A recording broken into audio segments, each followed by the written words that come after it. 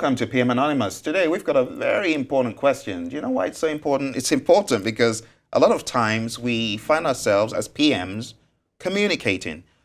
And a lot of those times we find ourselves communicating, we find ourselves in meetings. All the time. How to run a team meeting. How do you run a team meeting? Are there any principles, ideas that we should be thinking about? Yeah, first of all, you have to have a reason for having the meeting.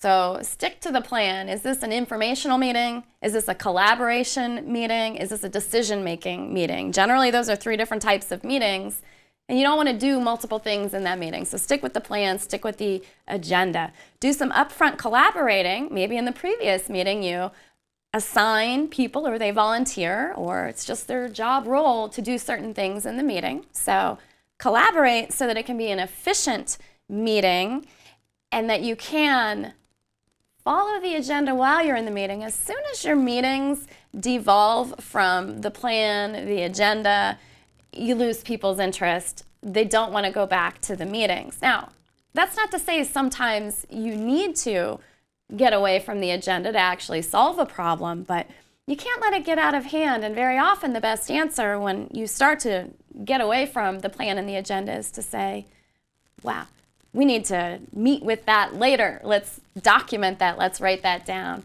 Be lean and mean. Some people say try to always finish a meeting 15 minutes early so people can get out. It varies. It depends on your culture. But make sure that you can be as lean as you need to. Cut out whatever crud is there because we're talking about how much money this meeting is costing, right? you look at all the people who are in that room. How much are they charging per hour or what's their salary? And what else could they be doing during that point in time? Sometimes the meeting is the best thing possible because you're coming up with a decision or you're very efficiently sending a message out to everyone that needs to hear the same message, and that's the best way to do it. KISS, does that keep it simple? Stupid, Yeah. such that anyone who is, I don't want to say the word, will understand. Yeah, and prepare takeaway action items. A lot of people take meeting minutes. It's actually recommended that the leader of the meeting not be the one taking the minutes, that someone else should do that because part of their job as the meeting minute taker is to easily define what the action items are and associate certain individuals with those meeting minutes. And then follow up on those action items before the next meeting, meaning, hey, Phil, you agreed that you'd take care of this before Friday's meeting at 10 a.m. Hey, it's Wednesday. Are you done with that? That's not being a micromanager.